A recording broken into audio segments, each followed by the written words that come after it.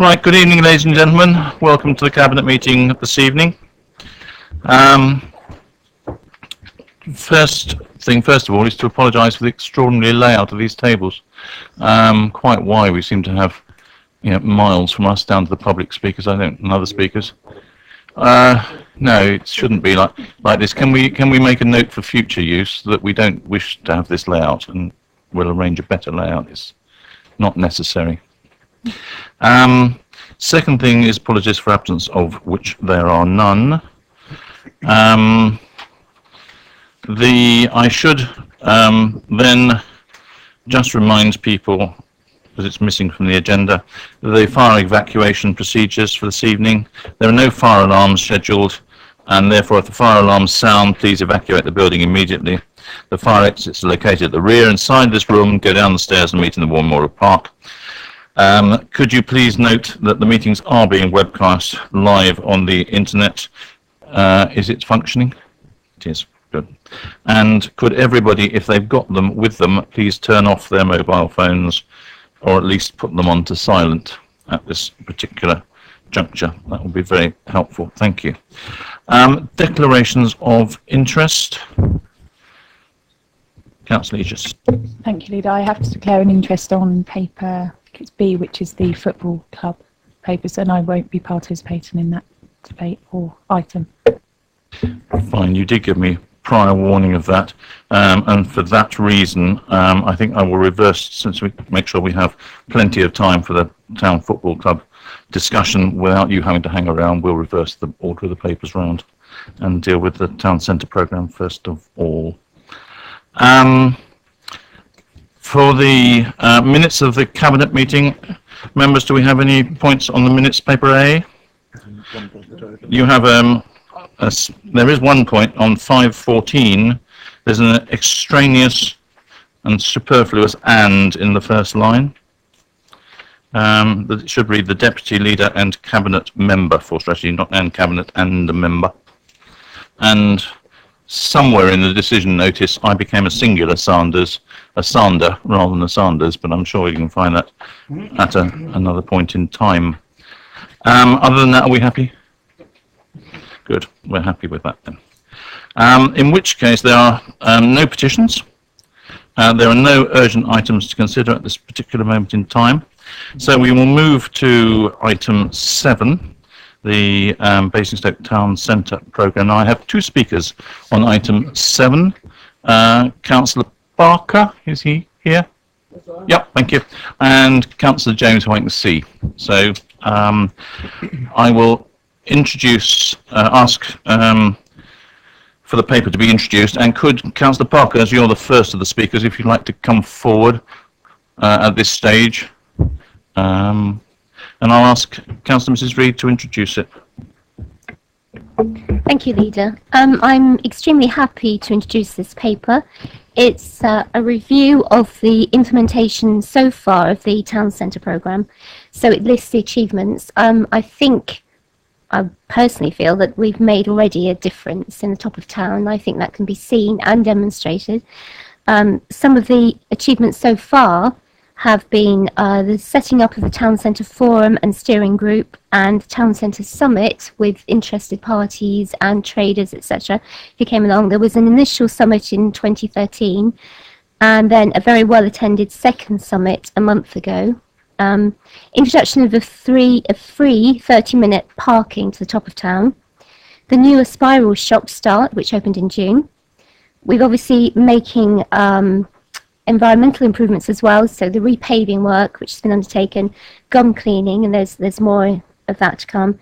Events at the top of town, including the Eat Street and the greater inclusion of the top of town with the Basingstoke Festival as well, where there were 2 weekends which were centred around the top of town, which were very successful. The Shopfront Grant Scheme, the applications for that closed today. The panel meets very soon. I understand there were 8 applications, so that's very encouraging. And then, of course, much of that work's been carried forward into the programme for 2014-16.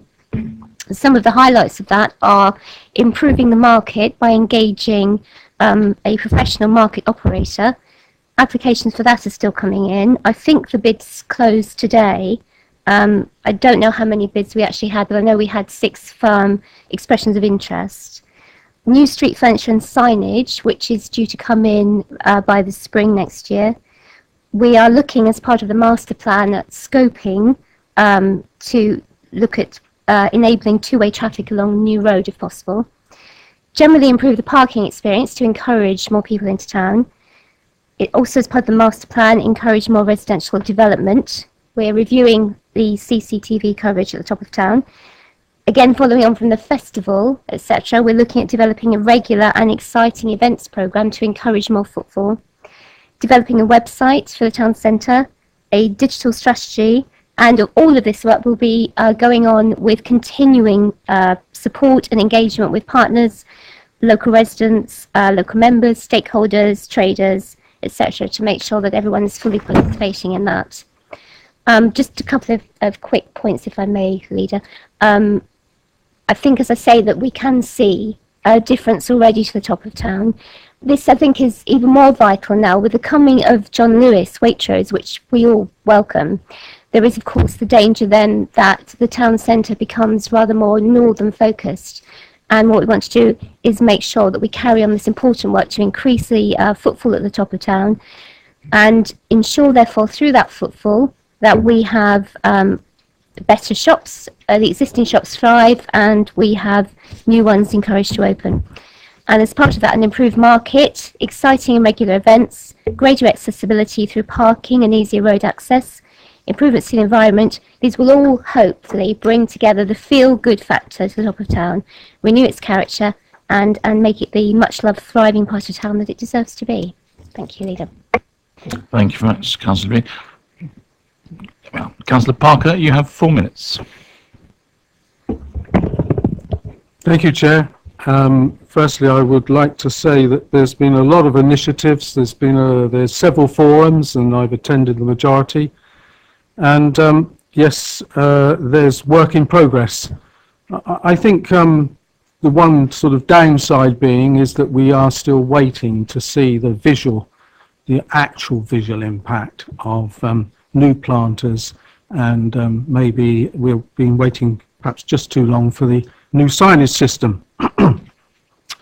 I appreciate this is an annual renewing programme, but would like to speak specifically under the item of transport. The report comments on an effective partnership with Hampshire County Council as being critical. Well, for this to happen, there needs to be a shift in the approach from the county in accepting that this authority punches above its weight in most areas, and that we are not a junior partner, we are an equal partner. I haven't, in certainly the last 5 years, seen a great deal of partnership working in terms of consultation with ward members with regard to some of the more obscure ideas they have in their heads and want to start working up. I accept the principle of reintroducing two-way traffic in New Road, but I consider undertaking an assessment of the potential benefits of reintroducing traffic into London Street and Winchester Street a waste of time and a waste of money. Particularly, I would question how this would be a positive impact for the disabled people and those with mobility issues, specific requirements, as is suggested would be the case on page 17 of 31. There seems to be a clash of intentions there. I don't think many of my registered blind acquaintances would particularly think that traffic going up and down London Street and Winchester Street would be an improvement for them. Certainly not positive. It needs to be acknowledged, and I'd like to see so in the report, that we do have an air quality issue at Winton Square. There's suggestions of the different changes to two-way traffic. If any of that does encroach into that area, then that's going to be a worsening of the situation. On the paper, Chair, Leader, just like yourself, page 15 of 31, I do like the detail to be correct. It took me quite a while to work out under 4.2, the various action points may be approved as there are or may be modified if appropriate. I would suggest obviously that should read the various action points may be approved as they are, unless there's some other cryptic clue.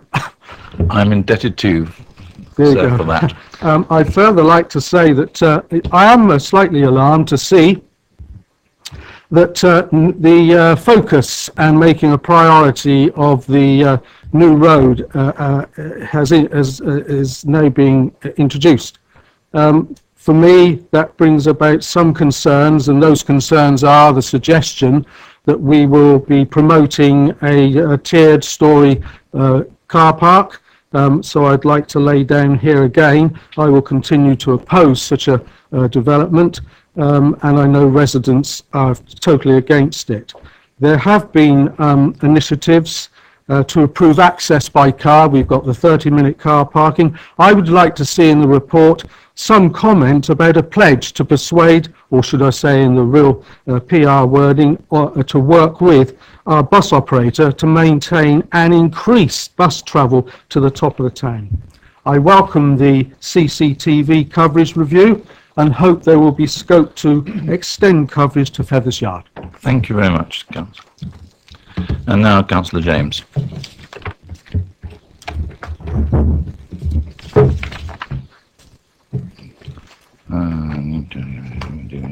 There we go. Councillor James, good evening, and you Good also evening, Leader. have 4 minutes. Thank you very much. I won't repeat everything that's been said, but endorse most of it, all of it, I think, that Councillor Parker's just said. It's no secret I don't support everything in your vision for the top of town, though the proposals I don't like, I don't support are among those long-term ambitions that are unrealistic and so ridiculous they're quite unlikely to survive the transition from vision to reality, and of course the multi-storey car park is a chief qualifier for that. However, I applaud what has been done and many of the things to be explored or implemented in the next year. Though as a councillor for the town centre, someone who works in the town centre, I want to make sure what we do not only looks good, attracts customers, but also lasts and works. I've been a member of the MAP since it was created, and in early discussions I mentioned the issue of street rubbish. Our street care team are very effective during the day, but there's precious little they can do at night as well. I mentioned back then, but it's not being carried forward, the big belly bin. It's a standard size bin that contains a compressor powered by solar that means it can hold 7 times the volume of an ordinary bin. With the top of the town operating 24 hours a day, we need to embrace technology to help us keep our streets clean. I'm concerned the idea is not being carried forward, and like with the Mao seating, we have based decisions on pictures rather than practicality. I raise it now so it's in the public domain so I can say I did tell you so. The idea of a bin that needs less emptying is a money saver, which always gets you lot excited. One that compacts rubbish, making it easier to transport, is a bonus. The fact the bin is so clever it can send a text message to the council when it's 75% full can help council operatives make best use of their time. The overriding benefit is the bin is far less likely to overflow in the early hours, leaving our streets clean for the morning users. And it very much supports our immediate aims for the top of town. I have provided the portfolio holder with some information, so we've got hopefully time to get the provision of bins right, but I thought by saying it on public record, it was there on public record and she knows I haven't forgotten. That was it. Thank you very much indeed. Councillor Mrs. Reid. Thank you, Leader. Just very quickly, I'd like to thank Councillors Parker and James for their contributions this evening, and also for their very positive contributions to the map as well, and I very much appreciate their engagement with that. Yes, I do have the details from Councillor James on the bins. Whether that's something we can take forward or not, I'm not sure. I'm trying to check currently where we are in terms of the ordering of the bins, and we may perhaps have missed that. So there might be anything that we can do about that. I'd also like to mention the CCTV, which Councillor Parker referred to. As my understanding, following a briefing this week, is that it will be extended to Feathers Yard, which I think is something that Councillor Parker would welcome. And finally, I'd like to endorse Councillor Parker's comments on the need for a relationship with Hampshire in terms of engagement over the roads and development of that. Thank you. Good, then members. 2 members, right. Ladies first, I think.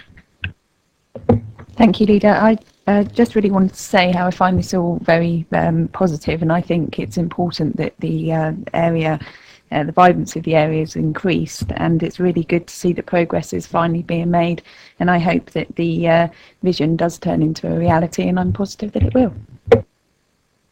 And Councillor Jayawardene. Thank you, Leader. I'd associate myself with those comments made by Councillor Masichis that I think it's really good that there has been progress made, but also we're continuing to look to the future in terms of ensuring that this programme continues to deliver for the top of the town. Having had the shopfront scheme launched and the applications come in, we will see some of that visible change that we need to see in the top of the town that indeed the ward members were talking about. It's also really good to see that the free parking has been so well received. That was brought in by Councillor Mrs Ostleton, and that sets out that we want Basingstoke and the top of the town as part of that to be a car-friendly place. And it's to that end that I am very supportive of point 9 of the programme, which does talk about the introduction of two-way traffic along New Road and working with Hampshire on that, but also the assessment of the reintroduction of limited traffic, including bicycles, to London Street and Winchester Street. It's important we look at these issues and see what is possible. It's also important, as Councillor Parker said, that Hampshire County Council is involved with this, and it's encouraging that they have been attending the Town Centre steering group meetings to hopefully take this forward. One last comment, if I may, Leader, on CCTV. I agree with Councillor Parker and indeed with Councillor Mrs Reid that Feathers Yard should be looked at for CCTV coverage, and indeed, subject to budget, that will be something that I'd certainly like to bring forward in the months and years ahead. Good, thank you. It is good, I think, to see things actually happening. For far too long, the top of the town was left on the too difficult pile, and with plans being drawn up and then nothing actually happening. It is good that now things are happening, and already, people are beginning to comment how it feels a better place. If we don't make things happen, then I think it will have an adverse impact on places like Festival Place and the owners of Festival Place's willingness to invest in the town, quite apart from all those people who have their shops in the malls and Festival Place as well. So we have an obligation all round to our residents and to our retailers to make sure that this works properly. So are we happy to note the Town Centre programme firstly, and then to approve the programme as detailed in Appendix 2? Yes. Yep, agreed? Good, thank you. Then, thank you very much, Councillor Masichis, and we say farewell, because we're now moving to things about which you must not speak.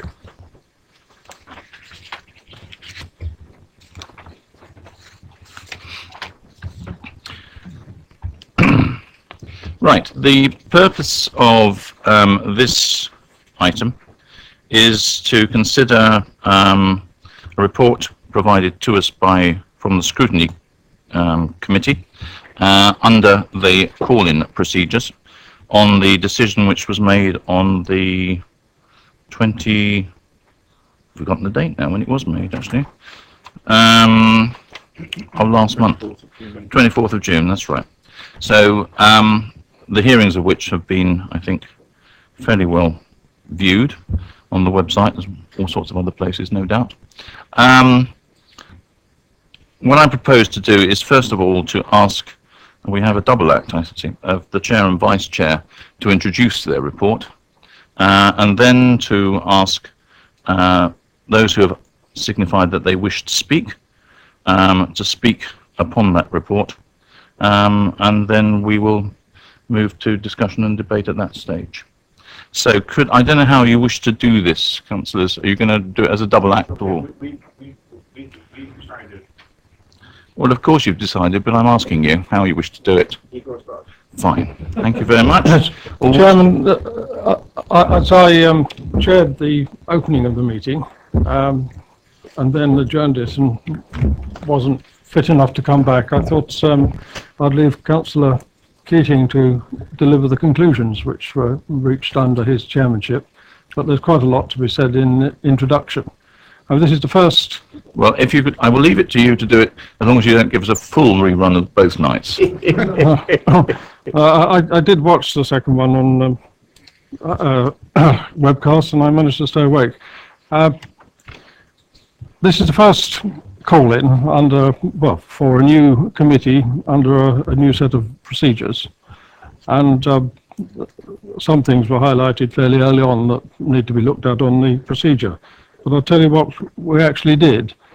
There were a substantial number of members of the public came along, and each of them spoke and made interesting points. All the signatories to the call-in were entitled to speak, which they each did. We had one visiting councillor from an affected ward and one from an apparently unaffected ward.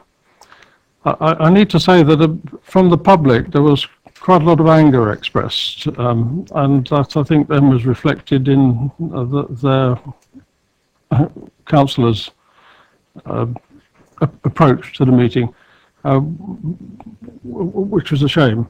Now, it's been suggested that what the committee did was to scrutinise the decision made in 2012. I mean, that isn't correct. What we did in the whole of the meeting, the two parts, was to follow the call-in notice, which is agreed reasons for call-in, and the report that went to, well, came to you on the 24th of June. Inevitably, many of those issues are elaborations of a decision that was made before, but we didn't set out to retrospectively scrutinise last year. As well as individual members of the public, there were 3 representatives here from Basingstoke Town Football Club, and I invited them to take 10 minutes and distribute it any way they like. After the meeting, they expressed to me concern that they thought the committee had not treated them with respect. And I very much regret that. I assured them, and I'm assuring you now, that nobody who took part in this meeting had anything but the highest regard for Basingstoke Town Football Club. Everyone was interested in the best interests of Basingstoke Town Football Club, and apart from one visiting councillor who I think was sincerely concerned that the football club were overreaching themselves, there wasn't any reason for anyone to think that their position wasn't respected. I think that would be true of the whole council, wouldn't it?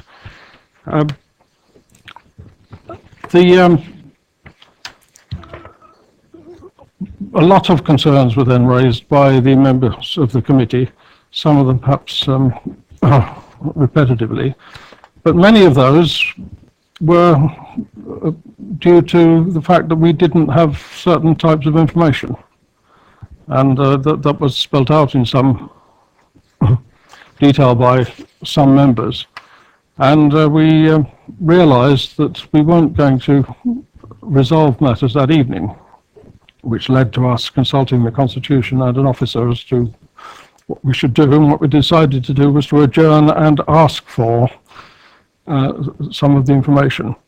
I documented specific documents that I felt we should have, although as with Donald Rumsfeld's unknown unknowns, I also asked for advice on what might have informed an impact assessment, because the meeting was dominated, I think, by the lack of an impact assessment on the old common site. And I have to say that the officers did produce a lot of documentary evidence for us, some of which was confidential, and I haven't brought any of that along with me tonight. And we did have expert advice from officers at the meeting on many of the points that were listed. I think there are still some left unanswered, but we were, I think, in a fairly strong position when we went into the second meeting to understand precisely what we were doing and why we were doing it. And I'll hand over to Councillor Keating to continue the presentation.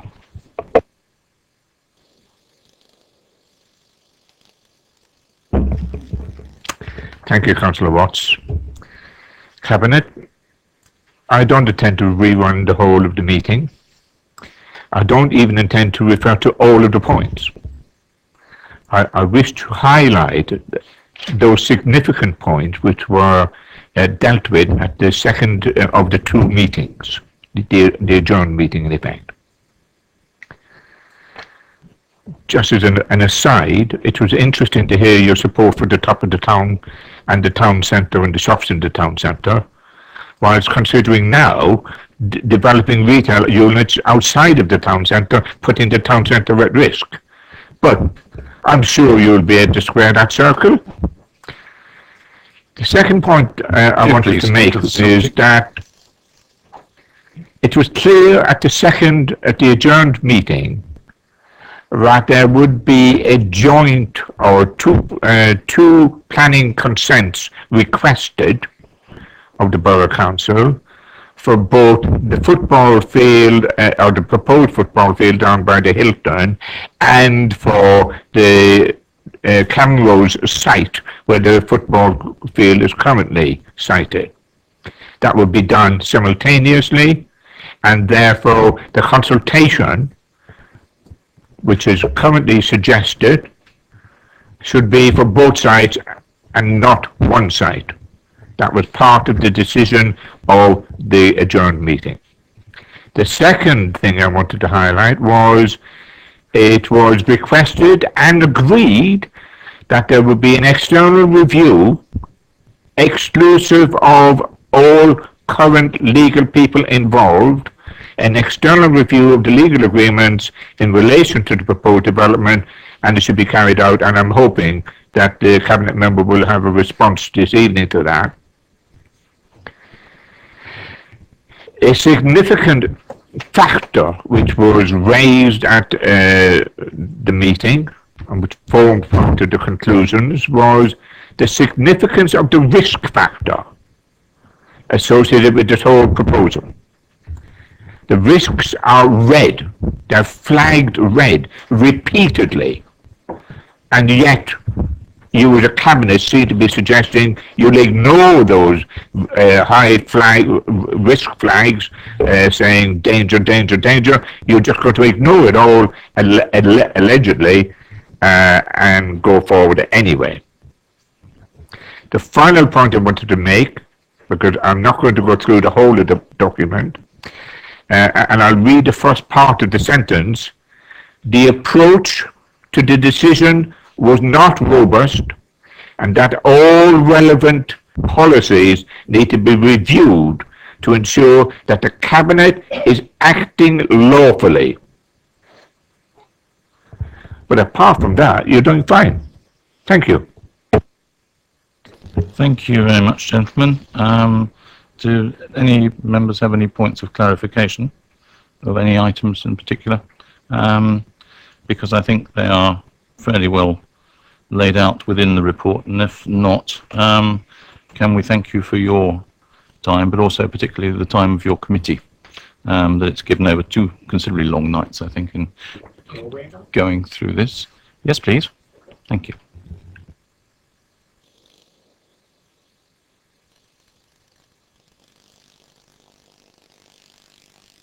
So we'll now move on, and I shall take first of all public speakers and then visiting members, and start with the first on my list, Helen Richards, please, if you would like to come forward.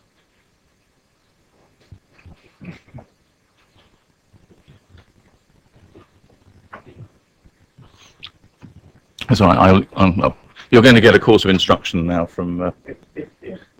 It's the big button. If you press the big button, when I press my button up here, the light will come on, and you have 2 minutes, and then the yellow light will come on after, I think, 30 seconds to go, and we'll see how we get on anyway. Okay. Good evening. Reading the Parks and Open Spaces report dated April 2014, I see that the Old Common meets the Borough Council's criteria to be protected against development on at least 6 points. These include its value for nature conservation. It provides community event space, it provides green space for residents on a neighbourhood and ward basis, and it is visited by residents from across the town. How much more significance can an area of open space have? And to turn to my personal greatest concern, ecology, the Old Common grassland is edged with priority habitat of lowland mixed deciduous woodland. With other areas of wildlife significance only seconds away, as the crow or even the bat flies, the open grassland and surrounding scrub is home to many birds of conservation interest. The house sparrows, bullfinches, song thrushes and starlings which are found here all horrifyingly appear on the Birds of Conservation Concern Red List and the Hampshire Biodiversity Action Plan, or a priority species under the Natural Environment and Rural Communities Act. The bats, which feed above the grassland and possibly nest in the numerous woodpecker holes, are protected under European law and under the Wildlife and Countryside Act 1981. This area of Basingstoke is also a known hotspot for dormice, and invertebrates and butterflies also need to be considered. I find it quite astonishing that you have spent at least 2 years preparing to destroy this habitat with, as far as I can see, no assessment of its ecological importance. It appears that you intend to make a decision on removing the Old Commons designation as open green space before any ecological surveys are carried out and before planning issues are considered. That means potentially the Old Common could cease to be protected even if plans to build the stadium do not then proceed for any reason. On ecological grounds alone, the Old Common should never have been considered as an appropriate location for a new stadium, nor indeed should this site be available for any other development. Thank you. Thank you very much for being so accurate at the time. Well done. That's fine. That was fun. I will leave Councillor Isaac to respond to all of these at the end when we get to that stage. The next I have on my list is Lynn Thorne, please.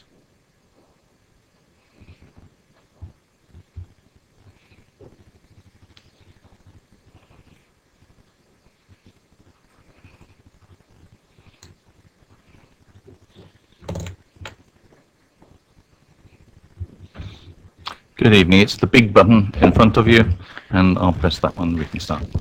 Thank you.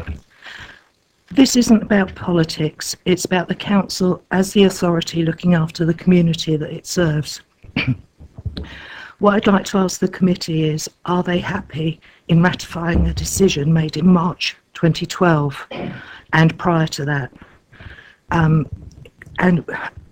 Are they making the decision on all the current and correct facts as of July 2014? I ask this because it was only after the decision was made,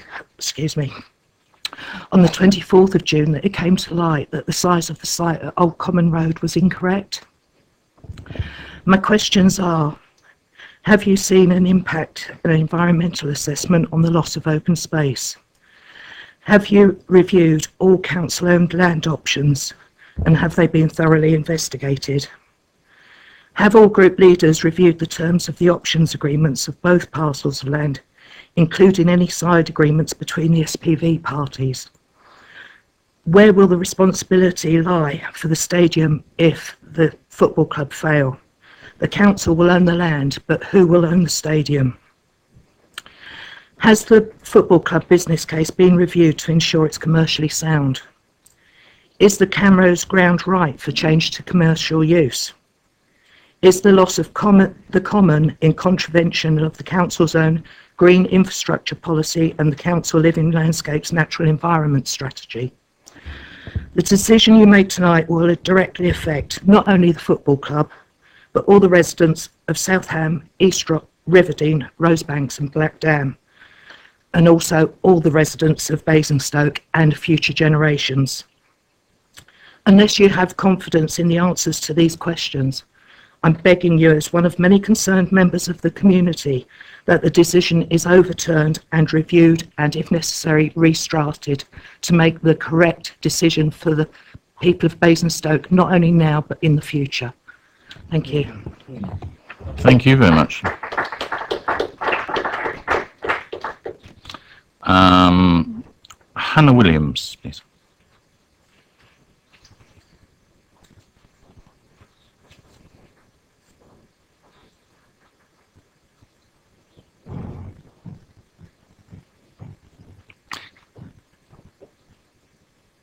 Good evening.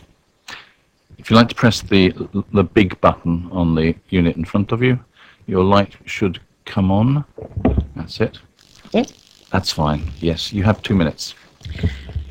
Mr. Chairman, councillors, I would like to refer to the last scrutiny committee.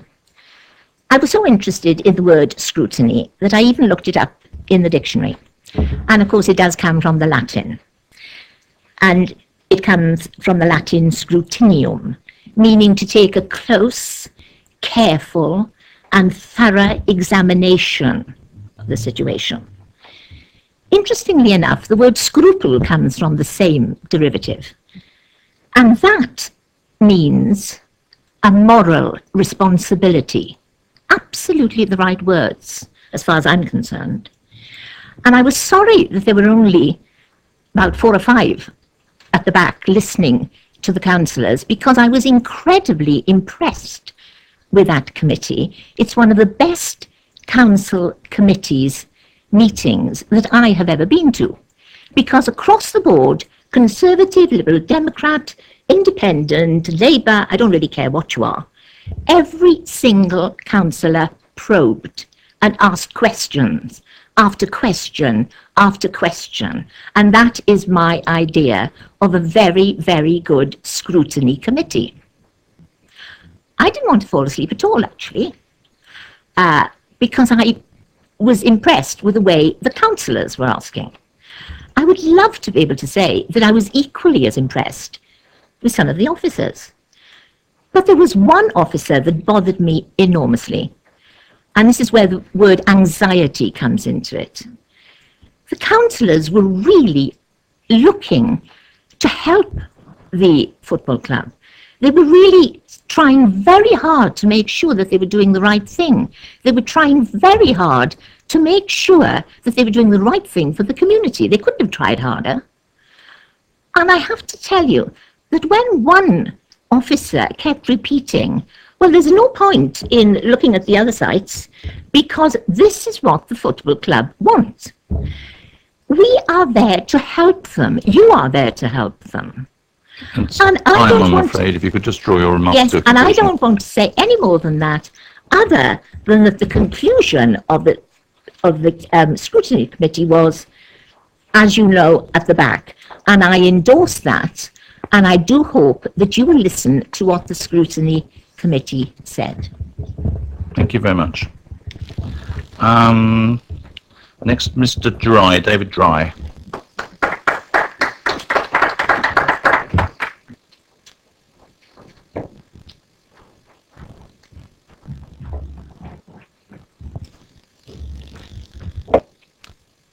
I don't think you're on, are you? That's it. You're on now. Yeah, Okay. You have 2 minutes, sir. Yes, this is only going to take a few seconds. I've got a couple of questions, really. At the first call-in meeting, with reference to this relocation of the football ground, the council cabinet representative who was there offered the local East Rock councillors the opportunity to help frame the proposed consultation document on this subject. So I've got 2 questions. Will this happen in practice, is the first one, and if this offer has been withdrawn, can an explanation be given for this change of direction? That's it. Oh, that's fine. That's very succinct, and I'll leave him to cover that when he responds a bit later on. Right, then we'll move on to the visiting councillors. No, I think I've done everybody. Oh, no, I haven't. I have one more speaker, Dave Knight. Thank you very much. David Knight? I don't know if it's David or Dave. It's got Dave down here, but...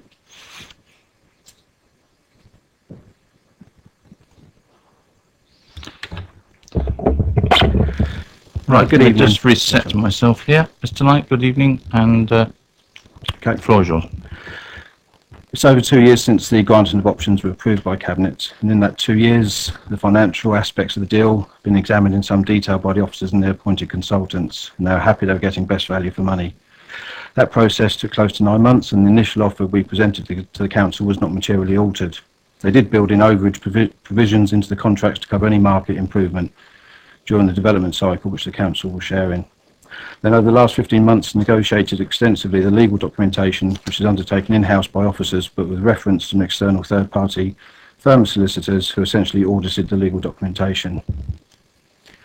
During that period of time, we've obviously incurred significant professional costs, and the contract was agreed in an agreed format for exchange in March of this year, but that was deferred to obviously after the elections.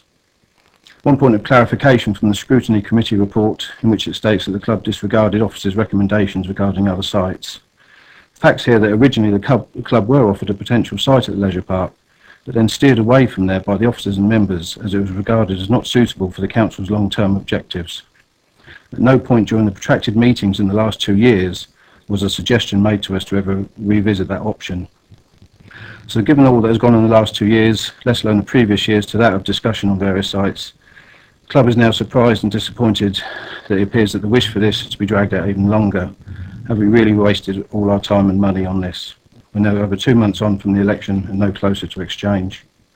We appreciate the comments from everyone, all parties, wanting the club to progress, but any further delay would indicate to the club that perhaps the whole of the council is not seriously moving this forward to the next stage. The club requires everyone, the officers and politicians, to consider carefully the club's position.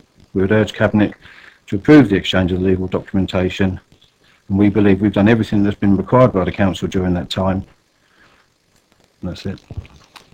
Thank you, Mr. Chair. I assume that you were speaking on behalf of the football club. You didn't actually say so at the beginning. Sorry, yes. Yes, Sorry, I thought you... no, just for the record, for people watching it on on video or whatever at a later stage. Fine. Thank you very much indeed. So, as I said rather prematurely, I'll now move on to the visiting councillors, and I think I will leave the 2 ward councillors until last, so it gives them an opportunity to summarise up on all the positions. So next will be Councillor Harvey.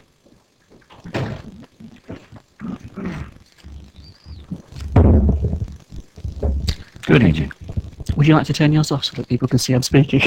I can. Thank I you, not do that the last time, I apologise, because I can't see what's behind me. Did you put that because it's such a long table, but it's just a different effect. Thank you, Chair. I certainly wouldn't want to sit and look at me for 4 minutes. Thank you, Chair. We all support the football club, and we all want to support their aspiration to develop a new stadium. That isn't in question, but not on this currently proposed site, and not to see the Camrose turned into retail uses that would further threaten the town centre. The Scrutiny Committee considered the evidence that was presented and produced a list of concerns unanimously supported around the table on legal and financial matters, as well as stating the process for needing to assess the sites needed to be thoroughly reviewed. The site has a very important history. The town's historic common was moved to a new site to allow for the ringway to be built. It required an Act of Parliament to achieve this, and there was considerable objection to the ringway's proximity to the War Memorial Park, but the common was moved, and it was replaced by the old common on London Road.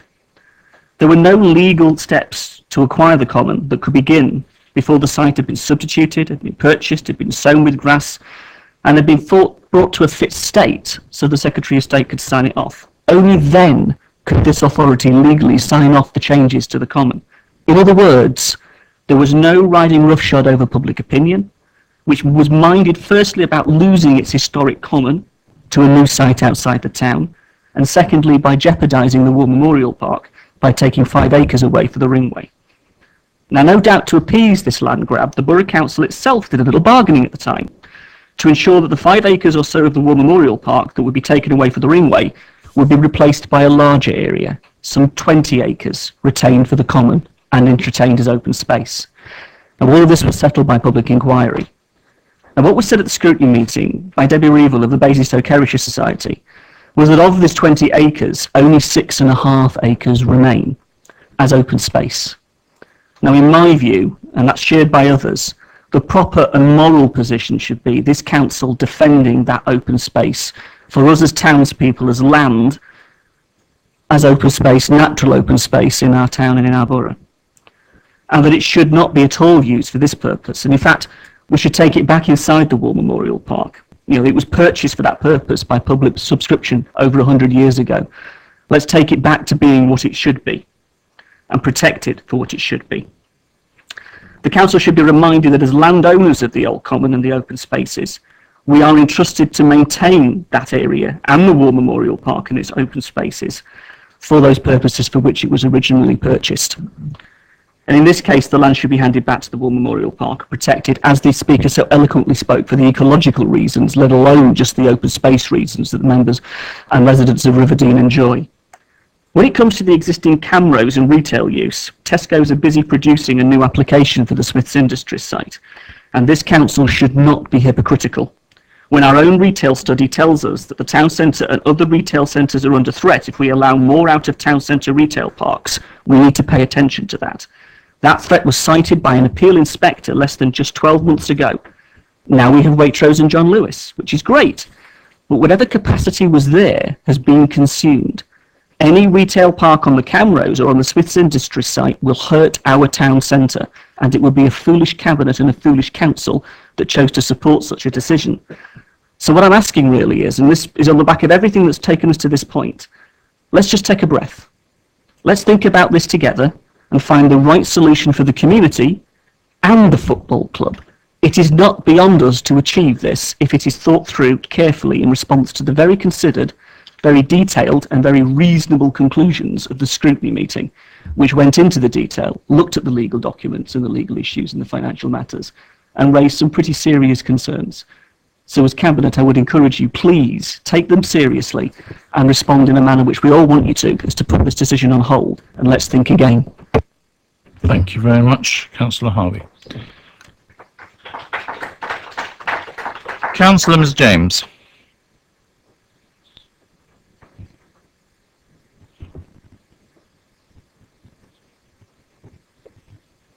Good evening. Good evening, Chair.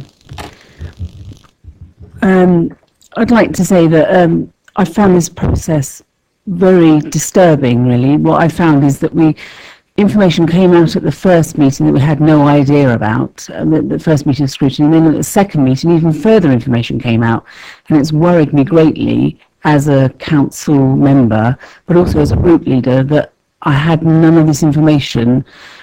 So I'm very concerned that at such a late stage that we got to hear this information. At the first scrutiny meeting we hear about BASRON, the development arm of the football club, and then at the second meeting we hear about LAMRON, which is an arm's length organisation that we know nothing about. And then there was some sort of indication that from members of the scrutiny committee that LAMRON would have an holding on the football club if things don't go well. And people on the scrutiny committee weren't confident of the information that was before them. As Councillor Harvey has said tonight, I would urge you as well to put a hold on what you're doing as a cabinet and to think again. I don't want you to go out for consultation tonight. I think it's really important we gather for more information. I think you need to talk to us further as members. I think that the one thing that has come out of this, not only have you not best served the community of this town in what you're doing at the moment in this process. The initial report talked about extensive consultation. I think that was quite farcical really as a process, but also one organisation that has come out of this really badly is the football club itself. I think that they have not been best served.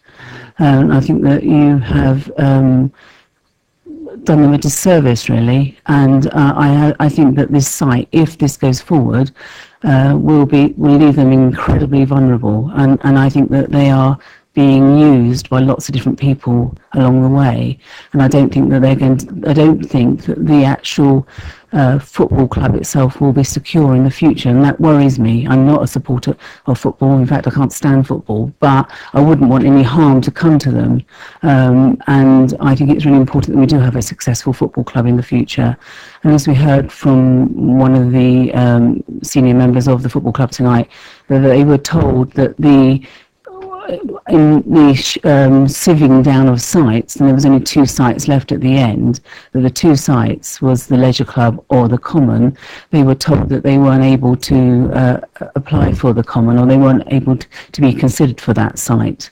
And they was discouraged, or not discouraged, they were told that that wasn't an option for them, therefore leaving them with the common. Now, I don't think this is a good way to go about things. I really think that I'm not concerned, I'm not really confident at the moment of the consultation process and how it's going to move forward. I don't really understand that. I would want to have more understanding of that consultation. I'm not confident of it as a process, and I want to feel confident. I want to know ultimately at the end of the day, when this decision is taken, that it has had extensive consultation, and that the community of the town and the football club itself are happy with this decision, and I don't feel confident in that. I urge you please to think again.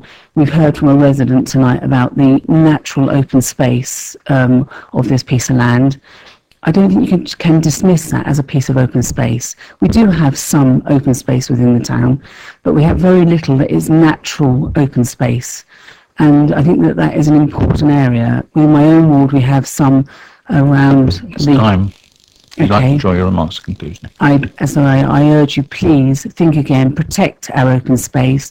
It is so important in the urban area. I know a lot of you won't understand the importance of open urban space, but please protect it. Thank you very much. And now we have the 2 ward councillors, and I will leave it to you in which order you would like to come up.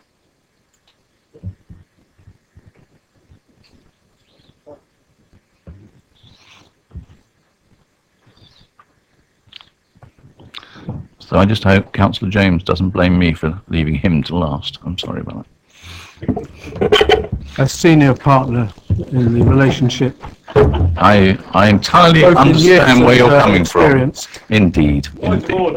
Yeah, overruled. Right. Councillor Parker. Thank you, Leader. Fellow committee members. My opposition has never been against Basingstoke Town Football Club prospering. The Old Common site is unique in that it is not a town park or gardens, but it is an urban, unmown, informal, green open space. I have spoken previously about this administration's failure to protect this site for the enjoyment of residents and generations to come, referring in general to the various council policies and strategies, but now I will speak to specific council reports influencing the Green Infrastructure Strategy 2013 to 29. Living Landscapes, Basingstoke and Deane Borough Council Natural Environment Strategy 2010. The document reports, however, the pressure on the natural environment are greater than ever, and there is much more that needs to be done to secure a healthy natural environment for future generations. There is now a legal duty under Natural Environment and Rural Communities Act 2006 for local authorities to have regard to biodiversity conservation, including opportunities for restoration and enhancement in carrying out their functions. Basingstoke's Sustainability Policy 2010 stated its aims as fostering and enhancing local biodiversity, maintaining the quality of wildlife habitats, and protect the borough's green open spaces. Principles of action: the council will work to achieve these aims through its own initiatives and influence over others. Draft Green Infrastructure Strategy 2012.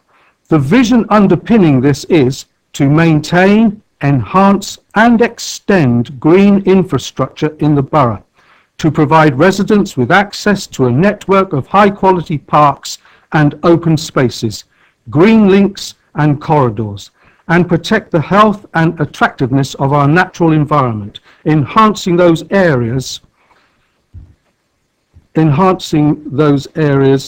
which can make a positive contribution to improved biodiversity. It further stated that many green spaces in Basingstoke and in the large settlements consist principally of closely mown grass and therefore currently make a limited contribution to multifunctional green space.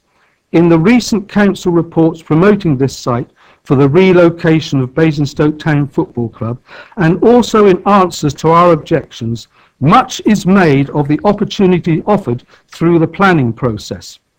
But the planning process is not designed to provide a guaranteed protection against the loss of valued green open space, and it is misleading and cynical to continue to suggest that it will. Councillors know that it cannot, you know that it cannot, and the public need to be made aware that it cannot.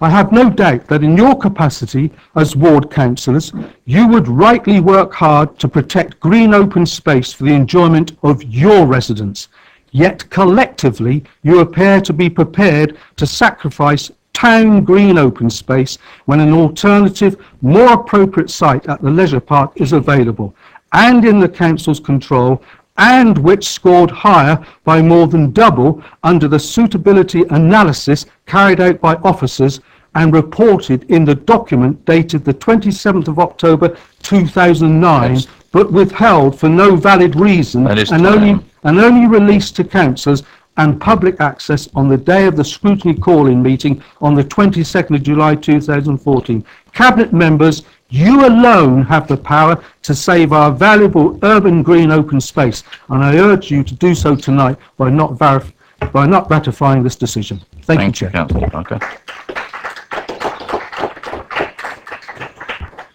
Finally then, Councillor James. Thank you for dealing with Councillor Parker first, and the time-honoured institution of age before beauty was once again complied with. In some people's eyes, perhaps. Right. My eyes, and they're the important ones. I do not wish to make the same arguments and speeches that the scrutiny committee have captured and the portfolio holder listened and have all been put into the report.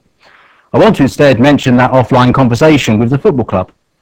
I struggle to see why they were not keener on the leisure park, which our internal assessments suggest were far superior, and from a commercial point of view, provide greater opportunity for the club. From getting planning consent point of view, it has far less barriers in the form of planning policies and council strategies to overcome. The response was the club felt in conversations with officers they were steered away. The officers had other plans for the leisure park and they were pushed towards the old common site. Given the integrity and honesty in dealings I've had with the club over the last few years, I absolutely believe them. But it makes me worry. Over the years I've heard the football club looked at Downgrange, but the rugby club wouldn't like it, so that can't happen. I put forward Basingview at one point, but I was told our partners won't like it, so that can't happen. We've put forward the leisure park, but the officers won't like it, so it can't happen. So we've ended up with the old common.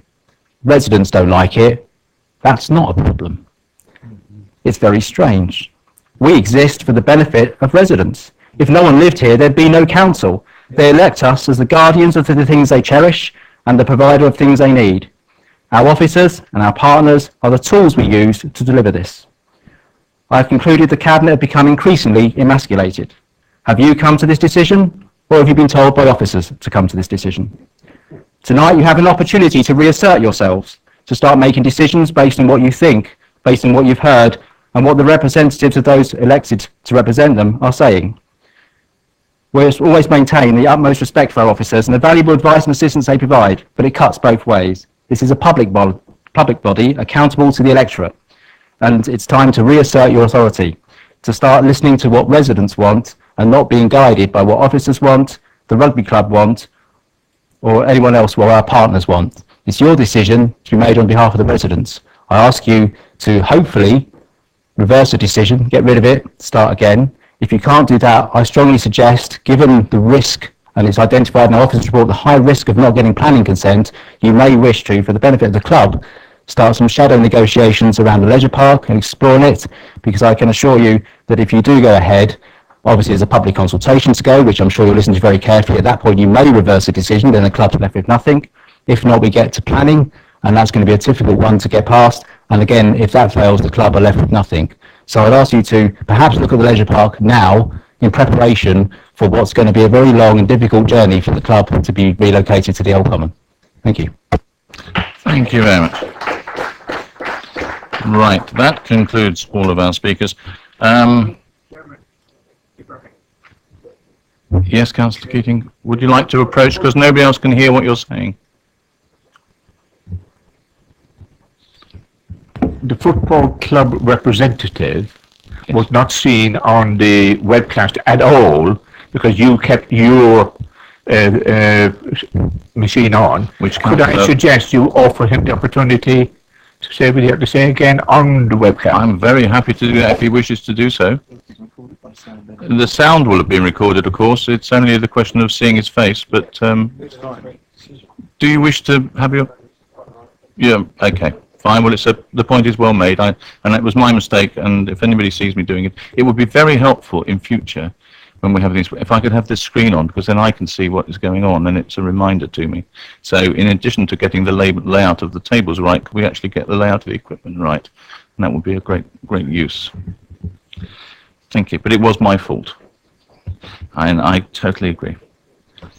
Right, have I given you enough time? I could waffle for a bit more if you want, while you get your thoughts together, Councillor Isaac. You have a lot to respond to there. Are you happy? I'm not sure happy is the right word, but I'm ready, so let's go. Good evening, everyone. What I'd like to do is just, is firstly to respond to the comments made by residents and local ward councillors, and then I'd like to respond to the chairman and the vice chairman of the scrutiny committee. So if I start with Helen, now I'm sorry I didn't take a note of your surname. Well, I left the room in the middle of it, so I got some of it, but yeah. Okay, but I'm going to have to do a lot of talking tonight, and I need some water, so please forgive me. I think I got the thrust of what you're saying. I think that I can't address every point that was made tonight, so forgive me, but I'll pick on those things that I thought were most germane. But Helen, in what you were saying, that you were questioning what would happen if this doesn't proceed. Well, my understanding is it would remain as public open space. I do understand your concerns about the impact on the flora and fauna, and that's why we are that's why it's vital that we have this public consultation exercise. And obviously, sorry, but it is not a debate. It's yeah. Right. Okay. The next speaker was Lynn Thorne.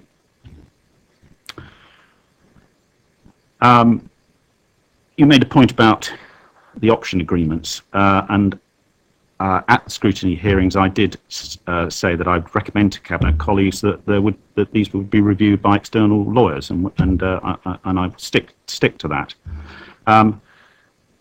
Again, I'm going to repeat myself in a number of instances here, so bear with me. But in terms of the environmental impact, yes, that is going to be a key ingredient to any decision as far as the planning process is concerned. You made the point about Basingstoke, what happens if Basingstoke Town Football Club fails. The council would be the owner of the land and the buildings in those circumstances, other than if there was a receiver appointed to the football club. Sorry, I can't read my own notes here. Anyway, I have to move on. Right, next speaker was Hannah Williams, who was very impressed by the councillors and on the scrutiny committee and the excellent probing that they did, and that's certainly true. They did a lot of probing. She asked us to listen to the scrutiny committee, and with what I have to say tonight, I think we will demonstrate we are listening to them. But the most important thing is that we do listen to our residents through the public consultation exercise. Then came David Dry about the offer that I made to local ward councillors to express their views on the consultation wording and the process. That's not withdrawn. There have been delays, and I will be proposing to Cabinet colleagues tonight that more time is allowed to receive the views of local ward councillors, both in relation to the Old Common Road site and in relation to the Camrose site. So I hope that one covers that point. The next person was David. I'm sorry, I didn't get his Knight. David Knight, speaking on behalf of the Basingstoke Town Football Club. David made reference to the leisure park and not revisiting this over the last 2 years. Well, I think that's perfectly understandable. I think my understanding from the evidence given at scrutiny committees was that the Old Common Road site was very much the preferred site of the football club. And if you looked at the evidence that was also produced by the officers, it was clear that there were issues with the leisure park, and those issues will remain that impact on its suitability as a stadium, because we have existing long leasehold interests with various other partners on the leisure park, which would be very difficult to unravel. And you also have to bear in mind that the leisure park is different in as much as it's commercially valuable land, and it's distinct from the Old Common Road site.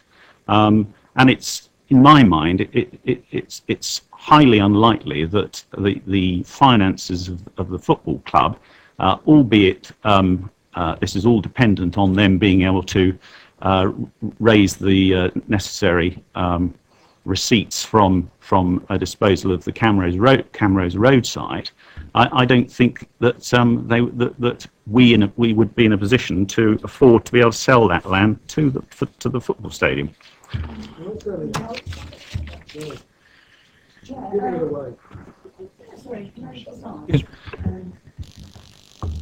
What is this? Yes. Under the Constitution, everyone's entitled to a supplementary. I'm sorry, but under the Constitution they're not. We've done that before. And that was under the old Constitution. I thought we did under this Constitution. No, an opportunity we for. Don't. We don't. No.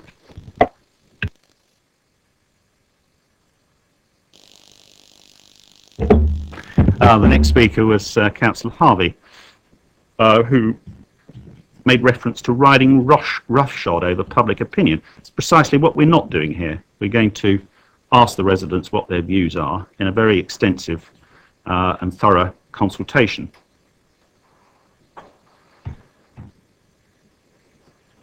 He made reference to the War Memorial Park. The Old Common Road site has never been part of the War Memorial Park, and 2/3 of it will remain as public open space, even if these proposals go ahead.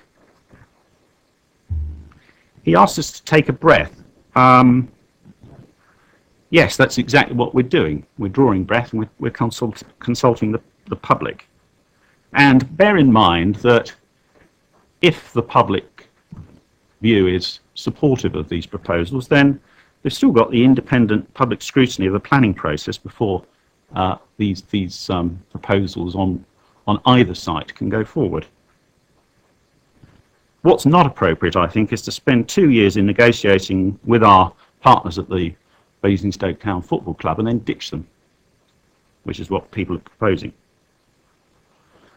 Now we have Councillor Aurora James and confusion about Bazeron and Lamron's relationship. They're perfectly understandable commercial business connections. She obviously imperfectly understands them. It is a very complicated development agreement. I'm happy to recommend to officers that they sit down with her and explain how the contract fits together. Councillor James then wanted to say that the football club is not best served by us, and we've done them a disservice. I think that's extraordinary. It's rather characterising them as business innocents. I'm sure they're not that. Then, most remarkable of all, she says, "I can't stand football." That's quite something for a Labour group leader to say. Thank you. Yes, but it indicates how objective certain opinions are in relation to these proposals. Thank you very much, but we'll move on. She's not confident about the consultation process. She's not confident about much here. How long does she want? Are we ever going to be able to make a decision in this borough?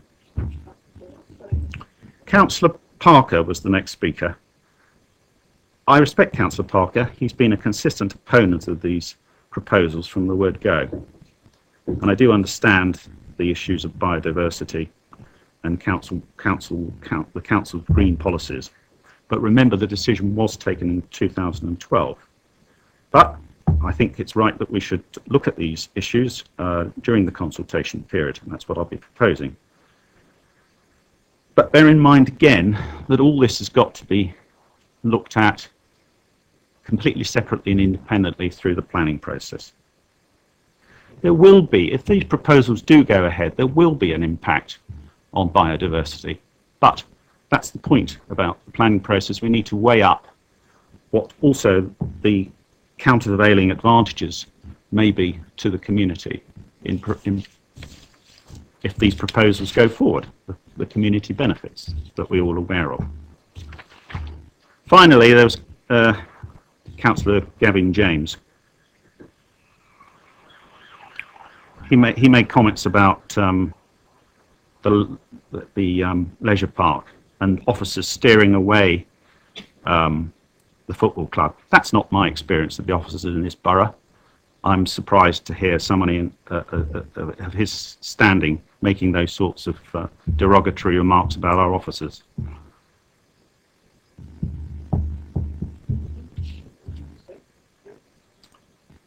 And he makes also disparaging remarks about this cabinet and saying that actually we're pawns of the officers.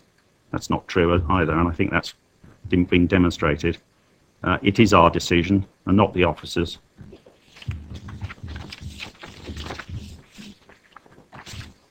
Chairman, point of clarification. Yes, Councillor. Oh. Yeah. It took so long, I forgot what the point of clarification was now. I think it was very clearly stated by Mr. Knight, representing the football club, when he spoke, that his experience too of the officers was that they were very much steered in that direction. So I don't think I'm making it an unfounded comment. It's two people who made the same comment, born out of the same conversation tonight. So I think it's disrespectful of you to dismiss my point on the basis that it doesn't sound like the officers. Are you saying you respect them more than you respect me? That's a concern. I don't think you need an answer to that question. I assume it was rhetorical. I think it's not going to help us very much. I mean, I can... Yeah. Yes. I can probably help you because I think I can't remember which meeting you're talking, but by the time we get to about 2011-12, I think I was the portfolio holder by that time for these issues, and certainly the leisure park was looked at, and the problem with the leisure park is really twofold. One is that there are no obvious sites to be able to fit it into. One place to put it into has the problem of having to relocate the bowls club at considerable cost. Not to mention the feeling that the bowls club might not want to be relocated. The other one is that the only other place you could put it is below milestones, and which is land currently leased. I think it's on 150 to 200 year lease to Hampshire County Council. To get access to that land would clearly, it's a value to them, would require us to buy out that lease from them in exactly the same way we'll be required to buy out the covenants on the parking on the land. Either way, considerable additional cost will be added to what is actually commercially valuable land. Both of those added together mean that the proposal from the football club to finance the building of a stadium using the proceeds from the sale of the Camrose ground would no longer be financially viable. So that even if it is technically viable to shoehorn the whole thing in, you cannot actually financially achieve what you want to do. Now, of course, if this was a proposal that the council itself should itself fund the building of a football stadium for the town club, that would be a different issue. But we are not talking about that. We're talking about a proposal from the football club to finance the funding of its own football ground and then to make that available at no cost to the residents of the borough. So that is a very that was the reason why that I'm just clarifying the point for you. That is the reason why officers were not keen to encourage the football club to continue with that, because the football club would not have been available of the need to buy out the various options that are available on that land at the moment. I really don't want to get this into a debate. I'm just trying to clarify the situation so you understand it. I understand it, but I'd like to also clarify. In the officers' report in 2009, the analysis clearly shows both sides of the football ground scored higher than the old football ground. I don't... It's here, I've got it. Yes, but it isn't financially viable. Chairman, just to assist you with your memory, because I know you said earlier things get a bit vague when you go back to 2012, the council does have a sport, leisure and parks strategy, which was written in 2012, which talks about the council's desire to build and own a indoor or outdoor arena that can host a range of events. So to suggest that the council have no interest, we have a strategy that says we do have an interest, and you wrote it. Yes, you're absolutely right, and I think the words, as you quite rightly put there, was indoor or outdoor. Right, we shall continue where we left off.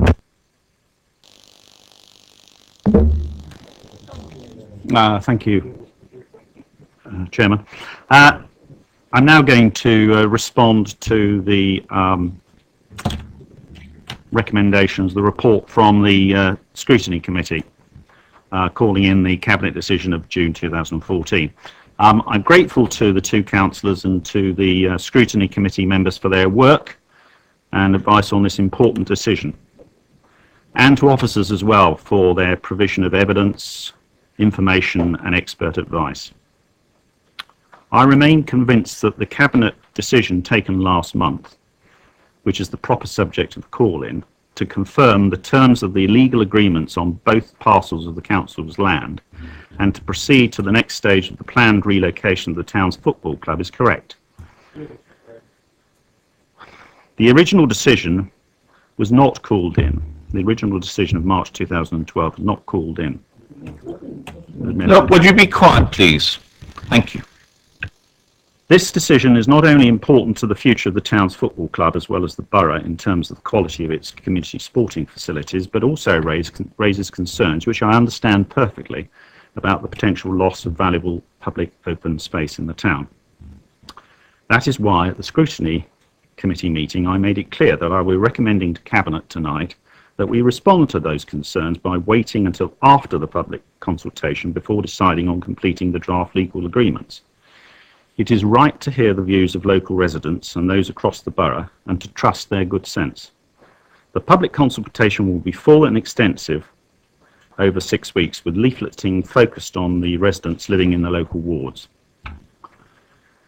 As to the other recommendations of the committee, I propose that we take these away and review them. The public consultation should go ahead now. I hope we can all agree on that. It's appropriate to and it would be appropriate to use the time during the consultation to double-check the points raised by the committee. But this is not to be used as an opportunity to kick this into the long grass.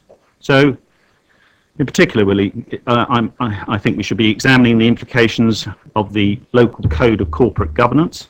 I'd like to have some idea from the committee of what exactly it's driving at there.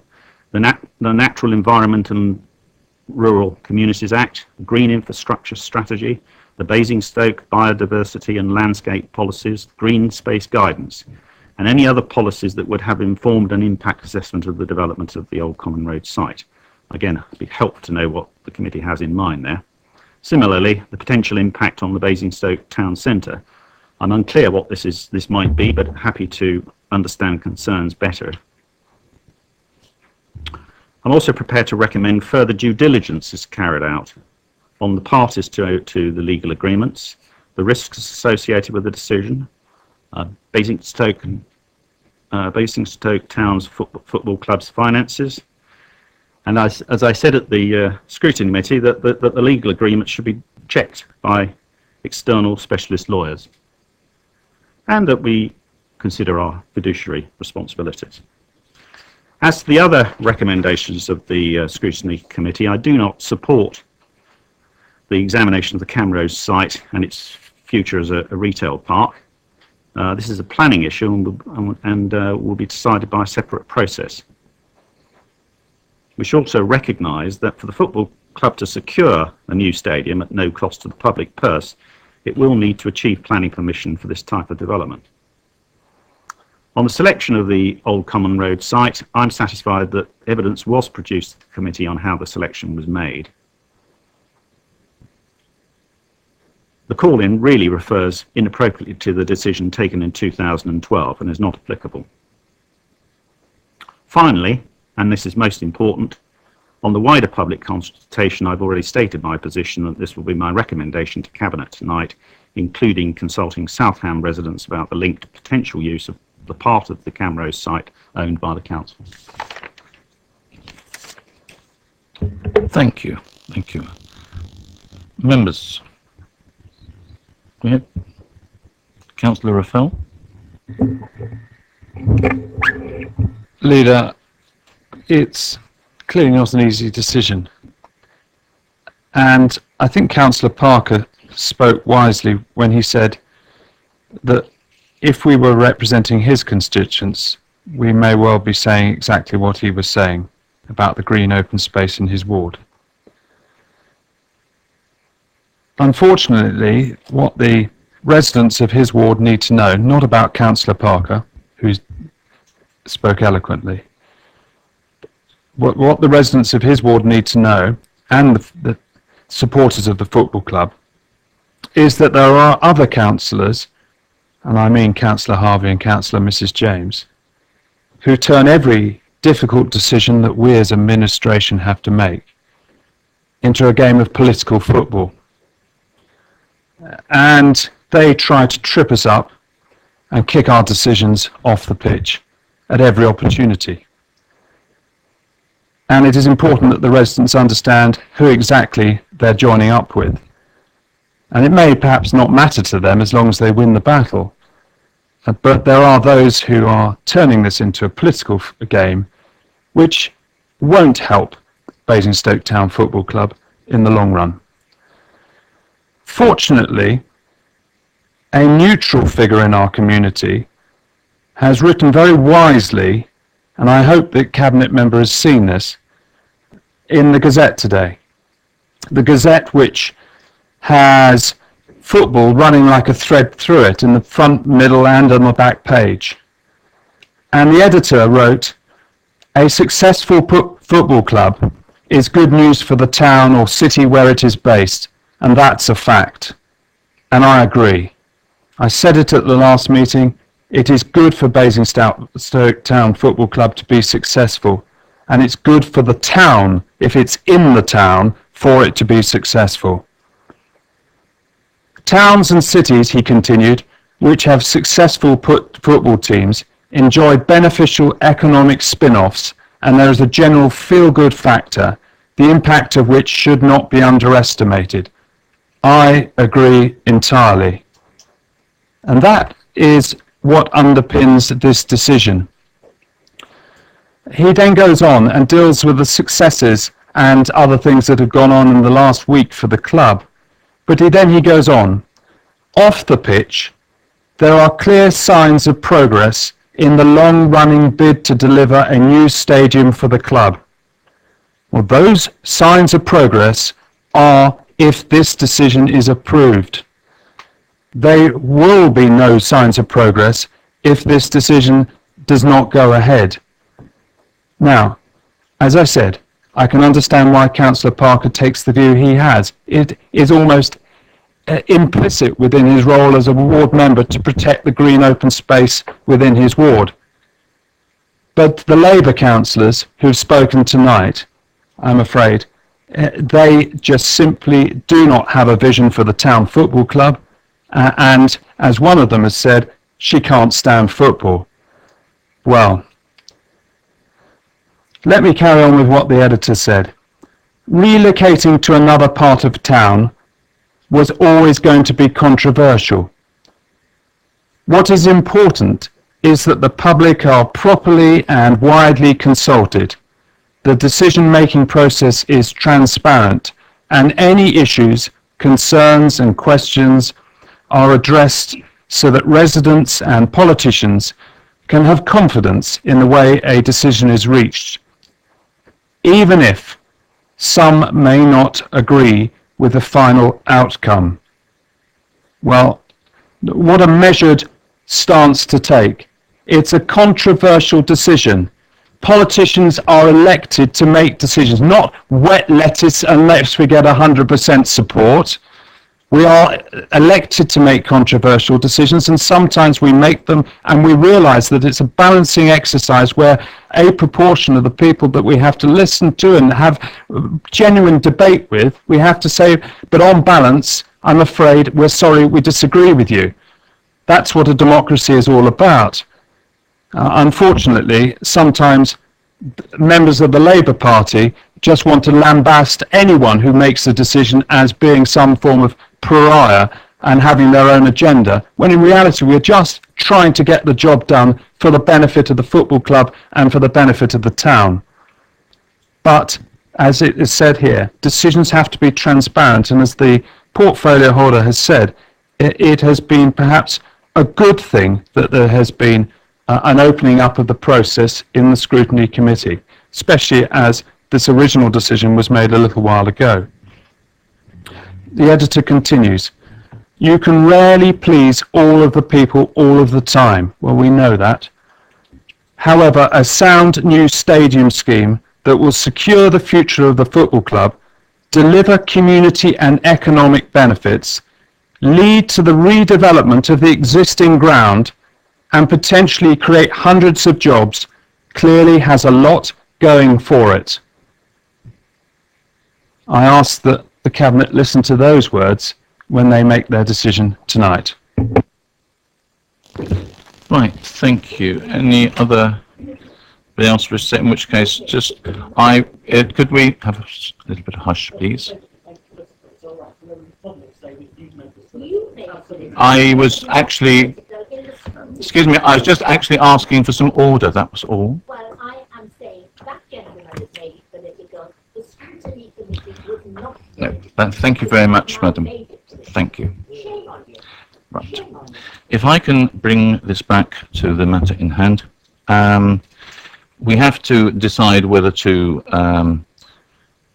reinforce or whether to confirm the decision. From what I listened to, what Councillor Isaac has been saying, there are some modifications he wishes to make to the decision, rather than just confirm it as it was originally standing. I think looking at the outcome of the call-in meeting, at least that part of it which dealt with the actual subject of the decision which was called in, rather than the other aspects around it, like the decision of 2012, which was not called in. In fact, it could have been, and it could have been at the time. But in any case, it was not called in. I'm going to actually have to ask for some order here. We don't have this sort of behaviour in council. It would not be allowed in council. There is no reason why it should be held in cabinet. Right. This meeting is now adjourned.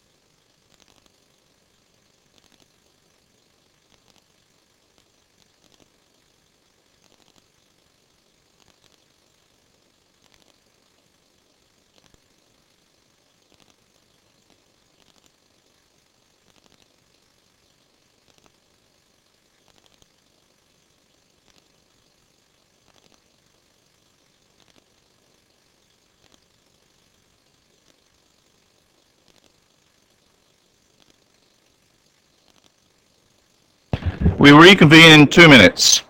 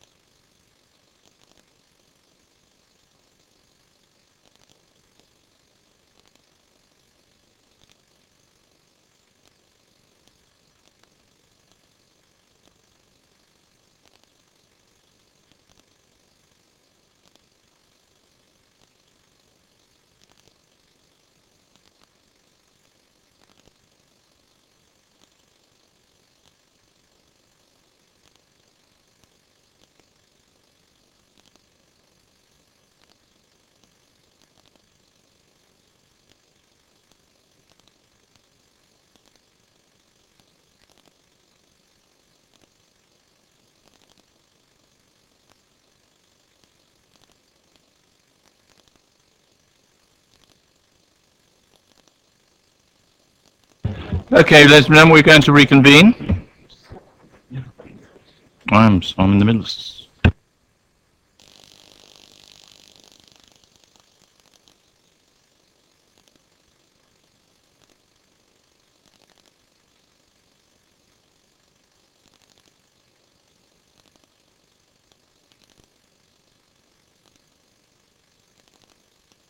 Right, we will reconvene, and we got to the stage.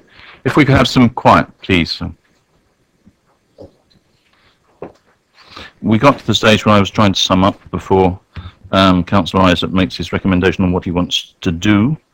And I was in the process of trying to say that looking through the report from the Scrutiny Committee, I make some very good points that we need to ensure that the decision or any contract entered into is properly considered legally and is legal and above board, and also that it conforms or at least takes into account the various policies that apply to this area, and that is a very prudent thing for it to be done, and I think that should happen prior to the decision being made, in exactly the same way as you were recommending that we should also know whether or not the people of the borough wish to see this happen. Again, equally important is always being clear that this should be a decision which should be left to the people of the borough to have a strong influence on, and that's what will come out of the consultation. I think also, as I understand it from comments which I read in the press and from no other input that I've had, and I say that quickly for the avoidance of doubt before somebody charges me with having alternative conversations with the football club outside of this meeting, that they would like to arrive at a situation which is supported by the people of Basingstoke as a whole as well, and would not wish to see this being driven forward against people's wishes, the public at large. So for all those reasons, I think it's right that the decision should be taken once we are satisfied it is legally correct, once we are satisfied that it is correct in terms of policy, etc., and also that we are very satisfied that there is overwhelming overwhelming support from the populace at large. So and that, as I understand, is what you are recommending. So on that basis, could you confirm what it is that you wish us to amend on the previous decision? Thank you, Leader. I think it's probably best if I read the recommended decision notice in full. I'm recommending to Cabinet that 1, it confirms that the draft terms of the legal agreements on both parcels of the Council's land are in accordance with decision number 76/FP of the 24th, number 24, 2012, endorsing in principle the proposed lease of the Council's land interests at Old Common Road and the transfer of the Camrose, Winchester Road, Basingstoke site for the purpose of the proposal made to the Council by Basingstoke Town Football Club to relocate the football ground to the Council's land adjacent to the Hilton Hotel. 2, agrees, subject to further appropriate due diligence, the terms of the legal agreements as outlined in section 5 of the report, and notes the key areas of the proposed legal agreement. 3, confirms that the legal agreements will not be signed before a public consultation exercise has been carried out in respect to the open space at Old Common Road and the proposals of the Camrose. The decision is delegated to the head of resources in consultation with the portfolio holder for property, finance and commissioning. 4, notes that development of either site is subject to the normal planning process and obtaining the consent of the local planning authority, and that completion of the lease is contingent upon the completion of the construction of the stadium and meeting other financial arrangements. It is further noted that should the local planning authority refuse planning permission for either site, then the council is not legally obliged to support an appeal by the developer. 5, authorises the commencement of the necessary public consultation required in respect of the disposal of the open space needed to relocate the football club at Old Common Road as outlined within the report, together with the proposals at the Camrose. 6, the public consultation is to be undertaken for a period up to 10th of October 2014. Thank you very much. So just to clarify that point, most of the paragraphs remain the same, and it's paragraphs 2 and 3 which have been varied with additional paragraph inserted, which is why we now have 6 paragraphs rather than 5. Okay. Right. On that basis, members, are we happy to confirm the decision on that amendment? Agreed. Thank you all very much. In which case, the meeting is now terminated.